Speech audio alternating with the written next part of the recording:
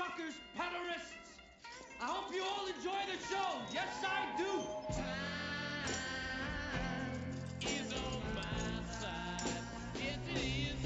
Hello everyone, welcome to Joe Consumes Cinema. I'm your host. If Emma Darcy doesn't win the Emmy, we riot. And today we have House of the Dragon Season 3, Episode 3.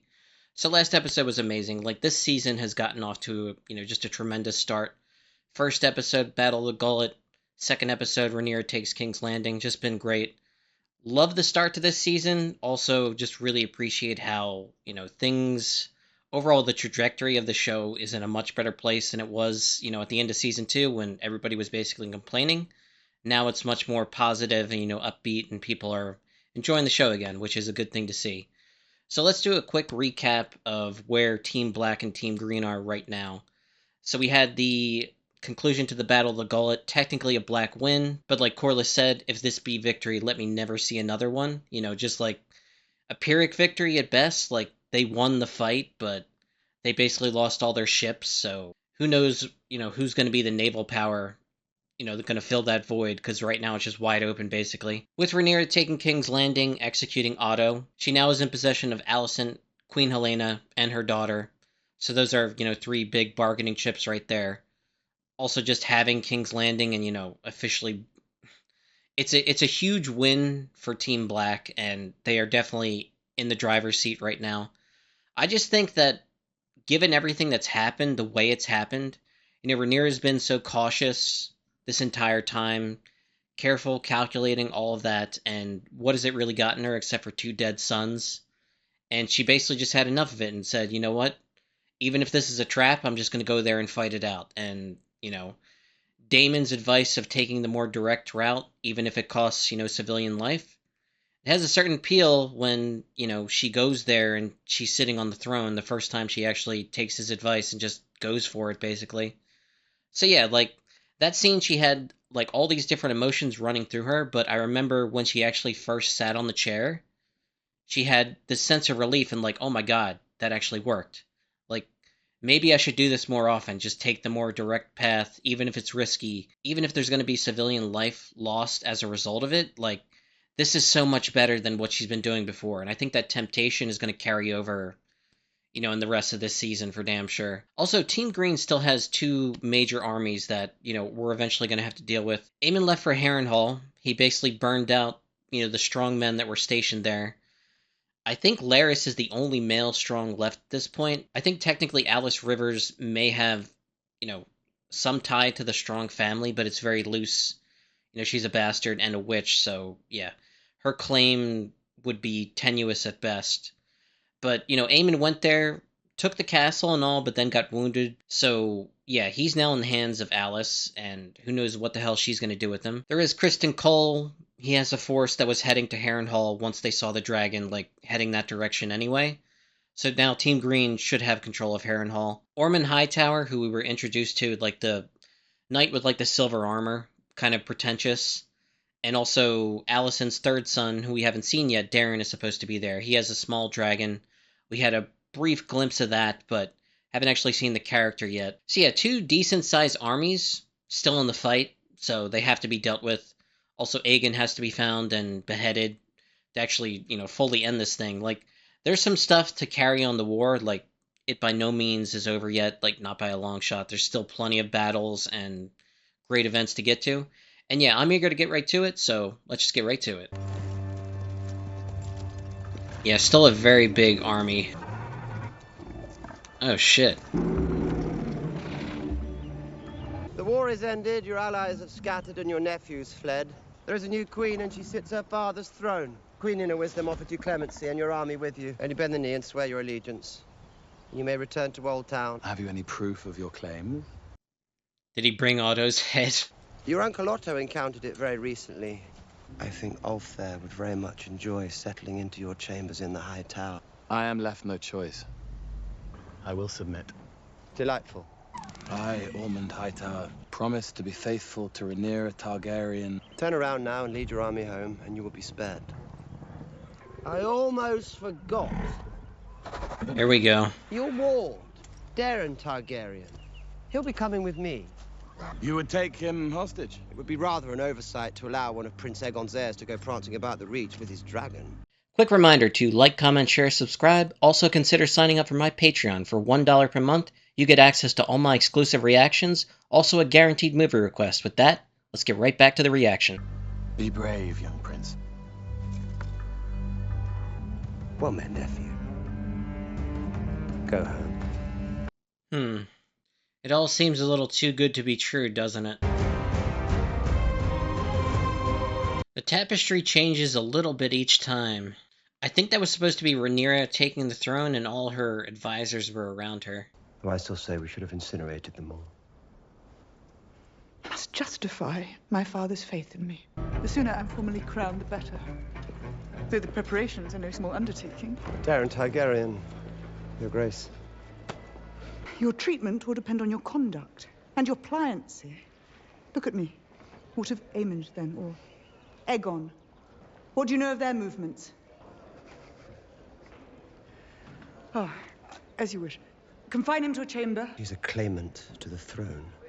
You're going to have to kill him. It appears, Your Grace, the crown's wealth has been taken. Taken? Your treasury is depleted. What of my coronation? Though he must know something. They told me little. Our circumstances are unfortunate. But this remains. I must have a coronation. Expense while your people still suffer might set a bitter taste. It is not mere vanity. It is a matter of legitimacy. It seems the granaries are near empty, the fields lie fallow, and the planting season is moons away. If we could find some trade... It will take time. Send to all the great houses. Their queen demands tribute. Where is Aemond?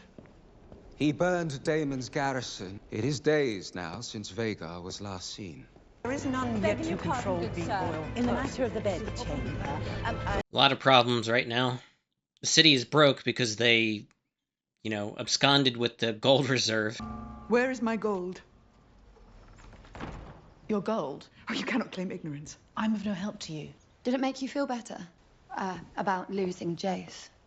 I would rather have slain Aegon, as your mother and I had agreed. He is gone, and I cannot believe you had no hand in that, either. He did that to himself. Is Aemon not flown away, as I promised? Did the guards and the parapets not suffer you to pass? I have done all I could. Aegon. He's scarred and burned. His dragon is dead. Declare him dead as well.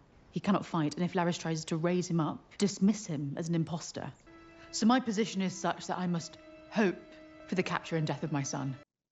Yeah, pretty much. I mean, you already sold him out anyway. I want it proclaimed that we discovered Aegon here dead. And you trust her yet? Yes. Oh, shit. Why should I not kill him? Why should I not strike him as my own sons were stricken? Those who cleave to the high towers must be replaced. A blessing in the name of the seven who are one. I must, for the time being, forego a right and proper coronation, but I still wish at least to be anointed. Some months ago, I anointed your brother Aegon and declared him the rightful king before gods and men. Yes, Aegon is dead. So you now say. Is it your contention that I am a liar? We have not seen his remains. This is a risky gamble. The gods themselves decreed that I must rule the seven kingdoms, have they not? Raised me up and cast the usurper into ruin. That has happened, it is true. How has it happened if they did not will it? A dragon appeared to me in my greatest need. My gods do not deal in dragons. They are a profane magic created in darkness and pride and lust for power. There is no good that can come of them. I hate the Faith of the Seven. Do not make an enemy of the faith. I would name Alan my heir. I ask that you legitimize them. Let them now be Valarians. For without them, my line is ended. Yeah, they haven't talked. We have a great shortage now in fleece, and such sheep as there are have been taken by dragons. To restore our resources, we would need an investment. 500 golden dragons. We butchers have no trade. Is there no game to be had? Might we consider the Kingswood? That would be a bold gesture, Your Grace. The noble lords. They bought up everything they could for their storehouses and left the poorer folk with nothing. In a war, all suffer. Some more than others. I urge you, turn your mind to the issue before There is no us. issue. There are bellyachers bleating their dissatisfaction at the order of things. I defer to the Queen. Useless. Ulf, how will you style yourself? Oh, Targaryen, Your Grace. Oh, absolutely not. White, then? I'm a blacksmith by trade, Your Grace. I'll go by Hammer. Hugh the Hammer, Ulf the White, and Adam of Hull. Oh boy, that's a mistake. I don't know why the hesitancy to not just name him a Valerian. If Corlys gives his blessing, it's like, what's the argument against it? In the name of the warrior, I charge you to be brave. In the name of the father, I charge you to be just. They're being knighted to her Queen's Guard? Knights in your Queen's service. Will you swear fealty to your ruler and her cause? I swear it, Your Grace. As do I. Until death. I did promise to provide for you and your wife. She's gone. I went into the city to find her, only to hear that she's gone to live with her brother in Templeton. We will set aside a house for you on Visenya's Hill. And when might that be? As soon as I am able. I have no small counsel at present. I am awash in dilemmas and deficiencies. Let me find my footing, and I will attend to your requests. These quick shots to cuts of the rats scrambling around, it's really good at reinforcing the tension and anxiety she's feeling. Also possible Larys spies. Heavy weight. How did you bear it? There are choices to be made, and you may have to turn your face away while people suffer and die. I acknowledge the struggle, but I dispute that I must become what I am not. I come before you as a conciliator.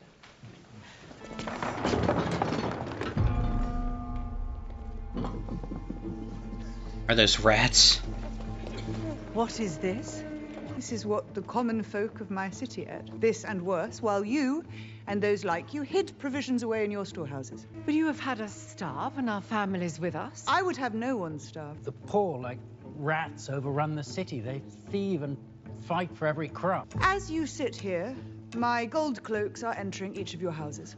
They are searching your storerooms for all that you hoarded away, and they will bring what they find back to me for distribution to those in my city who need it. We're being robbed. What the Crown demands of you is not plunder, but a duty. I like it. They did, hoard what they could, and then sold it back to the people at a profit. I know that actor. House Manderley, is it? Sir Torrin Manderley, Your Grace, your humble servant. My gold cloaks will be visitors to your household as well. And no doubt I am as deserving as any here. It is a bold move, and the small folk will cheer it. It may even make them forget that it was your blockade that made bread scarce in the first place. It will help a certain number of people for a certain number of weeks and do nothing to the rest of them. It is a gesture only. Yes, and gestures matter. Go to the Vale.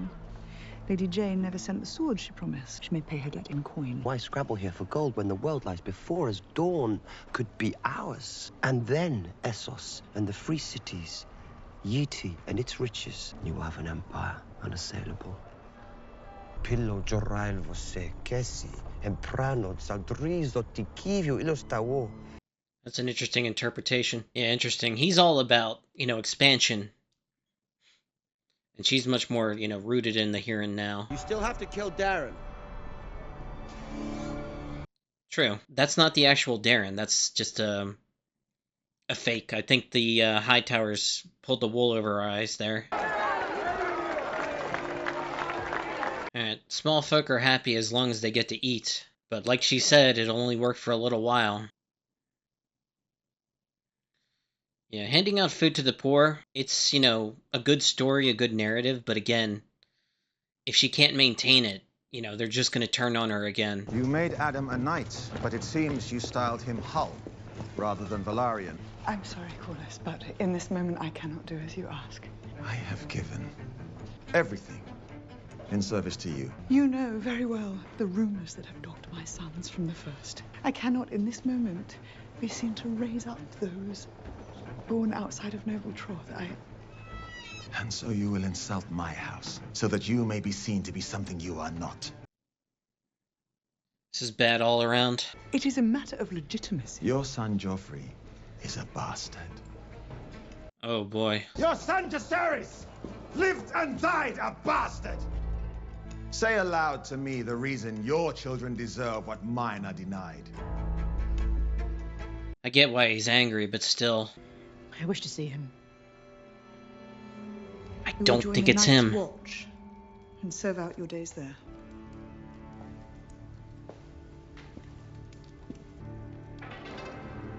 His hair isn't white, is it? You don't know this boy. He blenched my hair, told me I must play the part of the prince, even if she burned me with dragons. I must stay silent, or he would have my mother hanged. Kizarbro mentir todleton grindalitas. Kisa ivoisa. Donde es Elena? Iponte mao hongerion henkon zalilu. Costos daur.